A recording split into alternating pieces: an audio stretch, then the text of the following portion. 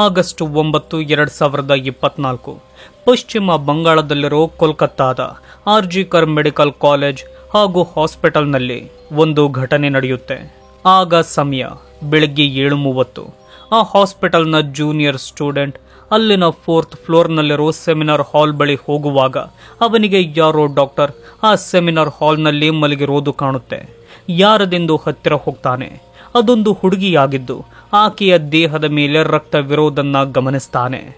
ಆಕೆಯನ್ನ ಎದ್ದೇಳಿಸಲು ಪ್ರಯತ್ನ ಪಡುವಾಗ ಅವಳ ಬಾಯಿಯಿಂದ, ಮೂಗಿನಿಂದ ಹಾಗೂ ಕಣ್ಣಿನಿಂದಲೂ ರಕ್ತ ಬರುತ್ತಿರೋದನ್ನ ನೋಡಿ ತುಂಬಾ ಗಾಬರಿಯಾಗ್ತಾನೆ. ನಂತರ ಅವನಿಗೆ ಗೊತ್ತಾಗುತ್ತೆ ಯಾರು ಈಕೆಗೆ ಸಾಯು ರೀತಿ ಟಾರ್ಚರ್ ಮಾಡಿ ಬದುಕಿರುವಾಗಲೇ ನರಕ ತೋರಿಸಿ ಅತ್ಯಾಚಾರ ಮಾಡಿದ್ದಾರೆ ಎಂದು. ಅದರಿಂದ ಗಾಬರಿಯಾದ ಆತ ಕೂಡಲೇ ಕೂಗಾಡಿಕೊಂಡು ಈ ವಿಷಯವನ್ನ ಸೀನಿಯರ್ ಡಾಕ್ಟರ್ಗಳಿಗೆ ಹೇಳ್ತಾನೆ. ಆಗ ಅಲ್ಲಿಗೆ ಸೀನಿಯರ್ ಡಾಕ್ಟರ್ಗಳು ಬಂದು ಅರೆ ನಗ್ನವಾಗಿದ್ದ ಆ ಹುಡುಗಿಯನ್ನ ಆಪರೇಷನ್ ಥಿಯೇಟರ್ಗೆ ಕರೆದುಕೊಂಡು ಹೋಗ್ತಾರೆ. ಅರೆ ಜೀವದಲ್ಲಿದ್ದ ಆಕೆಯನ್ನ ಬದುಕಿಸಿಕೊಳ್ಳಲು ತುಂಬಾ ಪ್ರಯತ್ನ ಪಡ್ತಾರೆ. ಆದರೆ ಅತಿಯಾದ ಗಾಯದ ನೋವಿನಿಂದ ನರಳುತ್ತಿದ್ದ ಆಕೆ ಕೆಲವೇ ಗಂಟೆಗಳಲ್ಲಿ ಸತ್ತು ಹೋಗ್ತಾಳೆ. ಈ ರೀತಿ ಸತ್ತು ಹೋದ ಹುಡುಗಿಯೇ ಅದೇ ಆರ್ಜಿಕರ್ ಮೆಡಿಕಲ್ ಕಾಲೇಜ್ ಹಾಗೂ ಹಾಸ್ಪಿಟಲ್ನಲ್ಲಿ ಟ್ರೇನಿ ಡಾಕ್ಟರ್ ಆಗಿದ್ದ 31 ವರ್ಷದ ಮೌಮಿತಾ ದೆಬ್ನಾಥ್. ಹೀಗೆ ಸತ್ತ ಮೌಮಿತಾ ದೇಹದ ಮೇಲೆ 10 ಮೇಜರ್ ಇಂಜುರಿಗಳಾಗಿರುತ್ತೆ. ಇದು ಆ ಇಂಜುರಿಗಳ ಒರಿಜಿನಲ್ ಲಿಸ್ಟ್ ಆಗಿದೆ. ಇದನ್ನು ನೋಡಿದ ಯಾರು ಬೇಕಾದರೂ ಹೇಳುತ್ತಾರೆ ಇದೊಂದು ಕೊಲೆ ಎಂದು. ಆದರೆ ಆ ಕಾಲೇಜಿನ ಪ್ರಿನ್ಸಿಪಲ್ ಆಗಿದ್ದ ಸಂದೀಪ್ ಘೋಷ್ ಕೂಡಲೇ ಮೌಮಿತಾ ಮನೆಯವರಿಗೆ ಕಾಲ್ ಮಾಡಿ ನಿಮ್ಮ ಮಗಳು ಆತ್ಮಹತ್ಯೆ ಮಾಡಿಕೊಂಡಿದ್ದಾಳೆ ಎಂದು ಸುಳ್ಳು ಹೇಳ್ತಾನೆ. ನಂತರ ಅಲ್ಲಿಗೆ ಪೊಲೀಸರು ಬರ್ತಾರೆ. ಇನ್ವೆಸ್ಟಿಗೇಷನ್ ಅನ್ನ ಶುರು ಮಾಡ್ತಾರೆ. ಸೆಮಿನಾರ್ ಹಾಲ್ನಲ್ಲಿ ಯಾವುದೇ ಸಿಸಿ ಕ್ಯಾಮೆರಾ ಇರೋದಿಲ್ಲ. ಆದರೂ ಮುಂಜಾನೆ 3 ಗಂಟೆಯಿಂದ ಹಿಡಿದು 7:30ರವರೆಗೂ ಹಾಸ್ಪಿಟಲ್ನ ಎಲ್ಲ ಸಿಸಿ ಕ್ಯಾಮೆರಾ ಫೂಟೇಜ್ ಅನ್ನ ಚೆಕ್ ಮಾಡ್ತಾರೆ. ಅದರಲ್ಲಿ ಒಬ್ಬ ವ್ಯಕ್ತಿ ಸೆಮಿನಾರ್ ಹಾಲ್ನಿಂದ ಹೊರಗೆ ಬರುತ್ತಿರೋದನ್ನ ನೋಡಿ ಅನುಮಾನ ಪಡ್ತಾರೆ. ಆ ವ್ಯಕ್ತಿಯೇ ಸಂಜಯ್ ರಾಯ್. ಈ ಸಂಜಯ್ ರಾಯ್ ಪ್ರೈಮ್ ಸಸ್ಪೆಕ್ಟ್ ಆಗಿರ್ತಾನೆ. ಈ ಸಂಜಯ್ ಯಾರು, ಈ ಹಾಸ್ಪಿಟಲ್ಗೆ ಇವನು ಬರಲು ಏನು ಕಾರಣ ಎಂದು ಅವನ ಬಗ್ಗೆ ಡೀಟೇಲ್ಸ್ ಅನ್ನ ತಿಳಿದುಕೊಳ್ಳಲು ಮುಂದಾಗ್ತಾರೆ. ಆಗ ಅವರಿಗೆ ಗೊತ್ತಾಗುತ್ತೆ ಈ ಸಂಜಯ್ ಸಿವಿಕ್ ವಾಲಂಟಿಯರ್ ಎಂದು. ಸ್ನೇಹಿತರೆ, ಸಿವಿಕ್ ವಾಲಂಟಿಯರ್ ಎಂದರೆ ಪೊಲೀಸರಿಗೆ ಹೆಲ್ಪರ್ ಆಗಿ ಕೆಲಸ ಮಾಡೋದು. ಇವರಿಗೆ ಪೊಲೀಸರಿಗಿರೋ ಫೆಸಿಲಿಟಿಗಳಿರೋದಿಲ್ಲ. ಇವರ ಕೆಲಸ ಆಂಬ್ಯುಲೆನ್ಸ್ ಬರುವಾಗ ರೋಡ್ಗಳನ್ನು ಕ್ಲಿಯರ್ ಮಾಡೋದು, ಸ್ಟ್ರೈಕ್ಗಳು ನಡೆಯುವಾಗ ಪೊಲೀಸರಿಗೆ ಹೆಲ್ಪ್ ಮಾಡೋದು. ಈ ರೀತಿ ಕೆಲಸಗಳಲ್ಲಿ ಪೊಲೀಸರಿಗೆ ಸಹಾಯ ಮಾಡುತ್ತಾರೆ. ಅದೇ ರೀತಿ ಇವನು ಆರ್ಜಿಕರ್ ಹಾಸ್ಪಿಟಲ್ನಲ್ಲಿ ಬ್ರೋಕರ್ ಆಗಿರ್ತಾನೆ. ಅಂದರೆ ಪೇಷಂಟ್ಗಳನ್ನು ಈ ಹಾಸ್ಪಿಟಲ್ಗೇನೆ ಕರೆದುಕೊಂಡು ಬಂದು ಟ್ರೀಟ್ಮೆಂಟ್ ಕೊಡಿಸೋದು. ನಂತರ ಹಾಸ್ಪಿಟಲ್ನವರಿಂದ ಕಮಿಷನ್ ಅನ್ನು ತಗೋತಾನೆ. ನಂತರ ಪೊಲೀಸರಿಗೆ ಇವನ ಬಗ್ಗೆ ಮತ್ತೊಂದು ವಿಷಯ ಗೊತ್ತಾಗುತ್ತೆ. ಈ ಸಂಜಯ್ ರಾಯ್ಗೆ 4 ಮದುವೆಯಾಗಿರುತ್ತೆ. ಹುಡುಗಿಯರ ಸಹವಾಸ ಕೂಡ ಹೆಚ್ಚಿದೆ ಎಂದು ಗೊತ್ತಾಗುತ್ತೆ. ಇಷ್ಟು ವಿಷಯಗಳನ್ನ ತಿಳಿದುಕೊಂಡ ಪೊಲೀಸರು ಅವನ ಮನೆಯನ್ನ ಬೇಗನೆ ಪತ್ತೆ ಮಾಡ್ತಾರೆ. ಸಿವಿಕ್ ವಾಲಂಟಿಯರ್ ಆಗಿದ್ದ ಕಾರಣ ಅವನ ಮನೆ ಹುಡುಕೋದು ಪೊಲೀಸರಿಗೆ ಕಷ್ಟದ ಕೆಲಸ ಆಗಿರೋದಿಲ್ಲ. ಹೀಗೆ ಅವನ ಮನೆಗೋದಾಗ ಅಲ್ಲಿ ಸಂಜಯ್ ರಾಯ್ ಅವರಿಗೆ ಸಿಗೋದಿಲ್ಲ. ಅದೇ ಮನೆಯಲ್ಲಿ ಈಗ ತಾನೇ ವಾಶ್ ಮಾಡಿ ಒಣಗಾಕಿರೋ ಅವನ ಟೀ ಶರ್ಟ್ ಕಾಣುತ್ತೆ. ಅಲ್ಲಿಯೇ ಅವರಿಗೆ ಅವನು ಹಾಕಿಕೊಂಡಿದ್ದ ಶೂ ಕಾಣುತ್ತೆ. ಆ ಶೂಗಳನ್ನು ಚೆಕ್ ಮಾಡಿದಾಗ ಅದರಲ್ಲಿ ಬ್ಲಡ್ ಇರುತ್ತೆ. ಆ ಶೂಗಳನ್ನ ಟೆಸ್ಟ್ಗಾಗಿ ತಗೋತಾರೆ. ಆಗ ಪೊಲೀಸರಿಗೆ ಒಂದು ಇನ್ಫಾರ್ಮೇಶನ್ ಸಿಗುತ್ತೆ. ಅದುವೇ ಸಂಜಯ್ ರಾಯ್ ಏನು ಕೂಡ ಗೊತ್ತಿಲ್ಲದವನಂತೆ ಪುನಃ ಹಾಸ್ಪಿಟಲ್ಗೆ ಬಂದಿದ್ದಾನೆ ಎಂದು.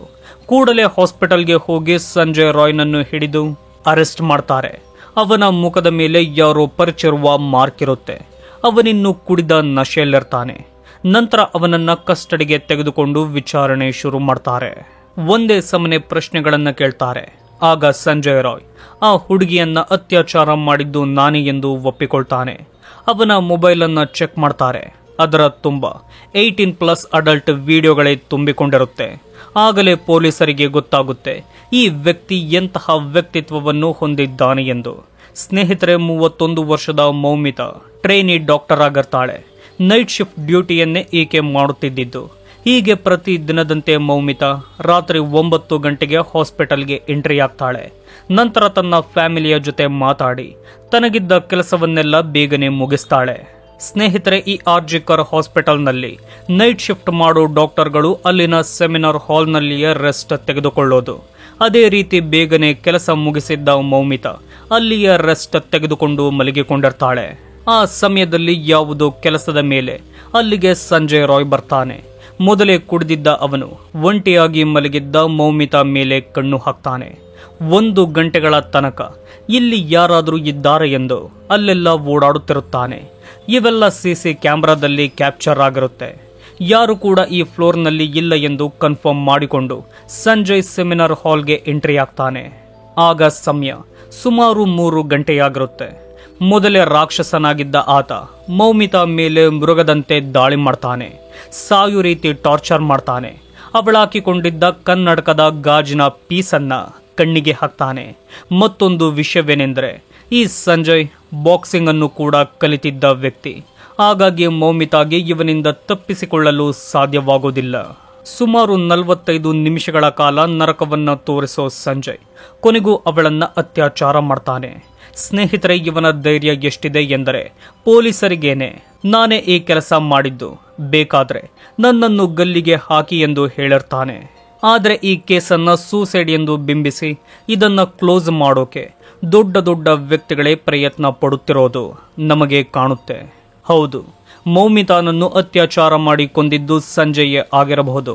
ಆದರೆ ಅಲ್ಲಿ ನಿಜವಾಗಿಯೂ ಏನಾಯಿತು, ಆ ಸಮಯದಲ್ಲಿ ಅವನ ಜೊತೆ ಯಾರು ಇದ್ದರು ಎಂದು ಯಾರಿಗೂ ಗೊತ್ತಿಲ್ಲ. ಈಗ ಬರುತ್ತಿರೋ ಮಾತೇನೆಂದರೆ, ಮೌಮಿತಾ ಮೇಲೆ ಆಗಿರೋ ಮಲ್ಟಿಪಲ್ ಇಂಜುರಿಗಳನ್ನ ಒಬ್ಬ ವ್ಯಕ್ತಿ ಮಾಡಲು ಸಾಧ್ಯ ಇಲ್ಲ. ಮೌಮಿತಾ ಮೇಲೆ ಸಾಮೂಹಿಕ ಅತ್ಯಾಚಾರವಾಗಿರಬೇಕು ಎಂದು ಹಲವಾರು ಜನ ಮೀಡಿಯಾದಲ್ಲಿ ಹೇಳಲು ಶುರು ಮಾಡಿದ್ದಾರೆ. ಈ ಕೇಸ್ನಲ್ಲಿ ಮತ್ತೊಂದು ಕಾನ್ಸ್ಪಿರೇಸಿ ಆರೋಪ ಇದೆ. ಅದೇನೆಂದರೆ, ಆ ಕಾಲೇಜಿನ ಪ್ರಿನ್ಸಿಪಲ್ ಆಗಿದ್ದ ಸಂದೀಪ್ ಘೋಷ್ ಹಾಸ್ಪಿಟಲ್ನಲ್ಲಿದ್ದ ಅನಾಥ ಶವಗಳನ್ನ ಇಲ್ಲಿಗಲ್ಲಾಗಿ ಮಾರುತ್ತಿದ್ದ ಎಂಬ ಆರೋಪ ಇದೆ. ಈ ವಿಷಯ ಮೌಮಿತಾಗೆ ಗೊತ್ತಾಗಿರಬೇಕು. ಅದಕ್ಕಾಗಿಯೇ ಈತ ಸಂಜಯ್ ರಾಯ್ನನ್ನು ಕರೆಸಿ ಹೀಗೆ ಮಾಡಿಸಿದ್ದಾನೆ. ಇದಕ್ಕೆ ಹಲವಾರು ಸಾಕ್ಷಿಗಳಿವೆ. ಕುಡಿದ ನಶೆಯಲ್ಲಿದ್ದ ಸಂಜಯ್ ನೇರವಾಗಿ ಮೌಮಿತಾ ಇರೋ ಸೆಮಿನಾರ್ ಹಾಲ್ಗೆ ಹೋಗಲು ಹೇಗೆ ಸಾಧ್ಯ? ಅವಳಲ್ಲಿ ಒಂಟಿಯಾಗಿರೋ ವಿಷಯ ಅವನಿಗೆ ಹೇಗೆ ಗೊತ್ತಾಯಿತು? ಯಾವಾಗಲೂ ಅಲ್ಲೆಲ್ಲ ಓಡಾಡುತ್ತಿದ್ದ ಜನ ಸಂಜಯ್ ಆ ಕೆಟ್ಟ ಕೆಲಸ ಮಾಡುವಾಗ ಯಾಕೆ ಇರಲಿಲ್ಲ? ಇದು ಅತ್ಯಾಚಾರದ ಕೊಲೆ ಎಂದು ಗೊತ್ತಿದ್ದರು ಮೌಮಿತಾ ಮನೆಗೆ ಕಾಲ್ ಮಾಡಿ ಇದು ಸೂಸೈಡ್ ಎಂದು ಸಂದೀಪ್ ಘೋಷ್ ಯಾಕೆ ಹೇಳಿದ? ಸಂದೀಪ್ ಘೋಷ್ ಹಾಗೂ ಸಂಜಯ್ ರಾಯ್ ಸೇರಿಕೊಂಡೇ ಈ ಕೆಲಸ ಮಾಡಿರಬಹುದು ಎಂಬ ಮಾತಿದೆ.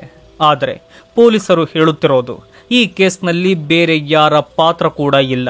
ಇಲ್ಲಿ ಮುಖ್ಯ ಆರೋಪಿ ಸಂಜಯ್ ರಾಯ್ ಮಾತ್ರ ಎಂದು ಹೇಳಿದ್ದಾರೆ. ಅವನ ಶೂನಲ್ಲಿದ್ದ ರಕ್ತವನ್ನ ಟೆಸ್ಟ್ ಮಾಡ್ತಾರೆ. ಅದು ಮೌಮಿತಾ ಬ್ಲಡ್ಗೆ ಮ್ಯಾಚ್ ಆಗುತ್ತೆ.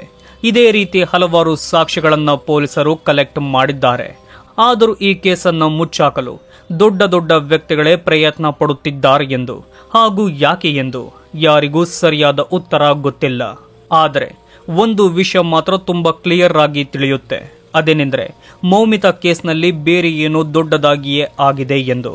ಹಾಗಾಗಿ ಈ ಕೇಸನ್ನು ಮುಚ್ಚಾಕಲು ಪ್ರಯತ್ನ ಪಡುತ್ತಿರೋದು. ಸ್ನೇಹಿತರೆ, ಸಂಜಯ್ ರಾಯ್ ಇನ್ನು ಪೊಲೀಸರ ಕಸ್ಟಡಿಯಲ್ಲಿಯೇ ಇದ್ದಾನೆ. ಈ ಕೇಸ್ ಕ್ಲೋಸ್ ಆಗಬಾರದೆಂದು ಉತ್ತರ ಭಾರತದಲ್ಲಿ ಪ್ರತಿದಿನ ಸ್ಟ್ರೈಕ್ಗಳು ನಡೆಯುತ್ತಲೇ ಇದೆ. ಮೌಮಿತಾ ಸಾವಿಗೆ ನ್ಯಾಯ ಸಿಗಬೇಕೆಂದು ನಿಮ್ಮ ಮನಸ್ಸಿನಲ್ಲಿಯೂ ಇದ್ದರೆ ದಯವಿಟ್ಟು ಈ ವಿಡಿಯೋವನ್ನ ಎಲ್ಲರಿಗೂ ಶೇರ್ ಮಾಡಿ. ಮತ್ತೊಂದು ವಿಡಿಯೋದಲ್ಲಿ ಸಿಗುವೆ.